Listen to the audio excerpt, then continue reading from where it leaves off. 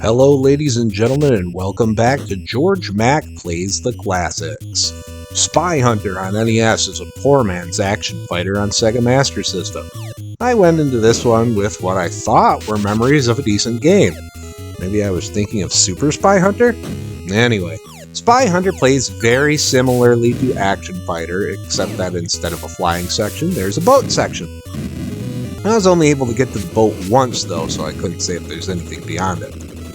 You start off in your car equipped with machine guns. You can shoot those as much as you want, but only in front of you.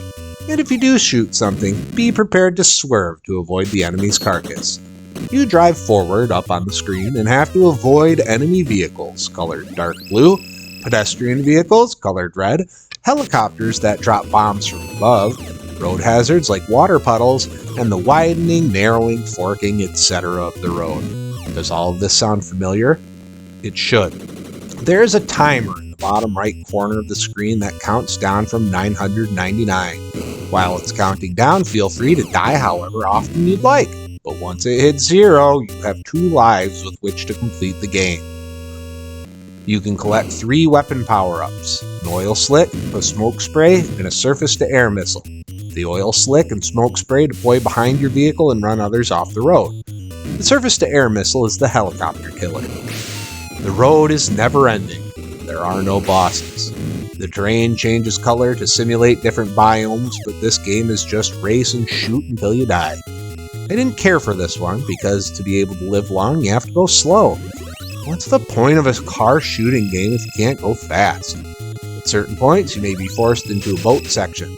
This controls way worse than the car portion, with the boat continuing to move after you stop pressing left or right. When it comes to grading Spy Hunter on NES, graphics get a 1.0. The graphics are on the low end of what we've been expecting up until now. The sound gets a 1.0. You get an 8-bit rendition of the Spy Hunter theme and various sound effects. Gameplay gets a 1.0. With as few vehicles on the road at once, I shouldn't have blown up so much. Difficulty gets a 0.5. I swear, I was blowing up constantly until I went slow. I bet you can go a lot farther if you keep the speed down. Fun factor, it's a 0.5. Keeping the speed low to go farther isn't fun though. Overall, Spy Hunter earns a 0.8 and gets a D. This is an example of an arcade game that should have stayed in the arcade. I suppose it's fine for a couple quick tries, but it's worse than Action Fighter for sure. Well, that's going to do it for me for today. Please make sure to like this video. Let me know what you think about Spy Hunter, and was I thinking about Super Spy Hunter? And please subscribe to Head Drop Productions on YouTube, because I want you here for each and every video we release, because it is your destiny.